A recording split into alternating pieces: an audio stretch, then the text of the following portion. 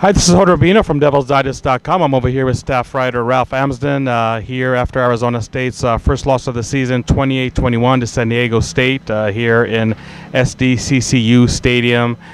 And Ralph, I know you and I talked about this chess match that's going to go on during this game. I mean, so much familiarity between both staffs. It looks like that the coaches from San Diego State definitely had the upper hand, really, on both sides of the ball. I mean, from your perspective, what do you think are some of the key factors that contributed to Arizona State's defeat tonight? I think they absolutely had the upper hand, and it helps to have the upper hand when it's given to you. I felt that there were times when Arizona State essentially gave the game away by not playing to their strengths and not playing to what was working, because it was fairly obvious they weren't going to be able to get anything in between the tackles, and that's something that, Dave Christensen's made a lot of stops, and there have been issues everywhere that fan bases will talk to you about: Utah, Wyoming, Texas A&M. That's not going to work at Arizona State. They can't waste these talented running backs, not against a group of 5 team that is playing a quarterback that's never made a start before, that's missing their best defensive lineman. You can't have stuff like that happen. And so once you realize, hey, we're not going to be able to run the ball, what else is going on? And what I noticed a lot of is, Frank Darby had a lot of success today, but for the most part, when ASU was trying to pass the ball, receivers weren't really releasing beyond 15 yards. And N'Keal Harry, single coverage from Kyrie Woods, an old high school teammate of his. If the running game's not working, then you're going to have to hit a guy like that on screens or anything to get 3 or 4 yards at a time to just wear down the defense. Doesn't seem like they wanted to try to do that either. I think at one point of the game, Manny Wilkins was 20 of 25, 80% passing, and Arizona State was averaging 0.9 yards per carry, and they still were trying to establish a running game. It backfired on them big time in that second half, and it cost them the ability to even gain any momentum and put their defense in dangerous positions all night long. Yeah, and obviously ASU coming into this game wanted to take SDSU out of their comfort zone, and they wanted to make them a passing team. So here's what happened. First of all, SDSU rushed for 311 yards. So obviously Arizona State did not do a good job, to say the least, in that department. And even though SDSU didn't have a crazy amount of passing yards, I think it was just around 150 or so, most of those yards came at a perfectly executed 2-minute drill at the end of the first half after Arizona State failed to convert a 4th and 1. A controversial call that we're probably going to talk about all season long, where Arizona State elected not to kick the field goal and went for 4th down, did not get it. And you thought, okay, well, maybe it's not all that bad, because SDSU, with Ryan Agnew, their quarterback, making their first start, is not going to be able really to march down the field just by running the ball and really really scoring right before halftime. But sure enough, that's exactly what happened. And to make matters worse, Arizona State, even though they received the ball to begin the second half, what happens? They go 3 and out. What does SDSU do? They come back and score. Arizona State had under 15 yards of total offense in the third quarter, and it just seems like, I mean, you don't want to hinge everything on one play, but it really looks like it was a vicious domino effect after they failed to convert that 4th and 1. Yeah, and Herm Edwards said after the game, I make that call every time. And that's going to take some digestion from Arizona State fans, because you don't have a lot to go on. You do have last week when he did not make that call, when they went for the field goal, which in this case you might say they might have been trying to do the exact same thing.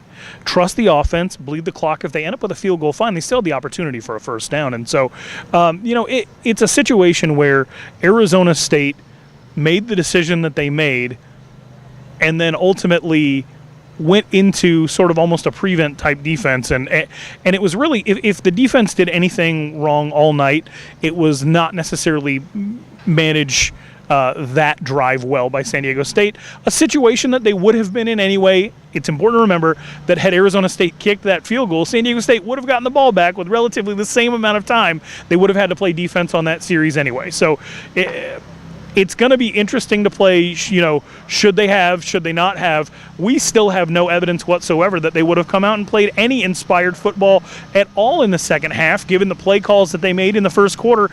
And ultimately, the touchdowns they got in the second quarter were due to doing the things that seemed to work all night. At every other point, they had gotten away from those things. So unless you saw evidence that they were consistently going to take shots downfield, which they did not, that they were going to consistently try to feed N'Keal Harry, which is what worked at the end of the game, then you have no evidence that this was going to be a successful game plan against San Diego State. And if you thought the finish of the ASU Wisconsin game back in 2013 was bizarre, I submit to you what happened over here a short while ago at the end zone right behind us, where Frank Darby, to the naked eye, did catch a long ball that would put Arizona State in position within the 2-yard line to tie the score at the end. An SDSU defender is called for targeting. Because that defender was called for targeting, the whole play was reviewed, and lo and behold, now Frank Darby's reception is deemed incomplete.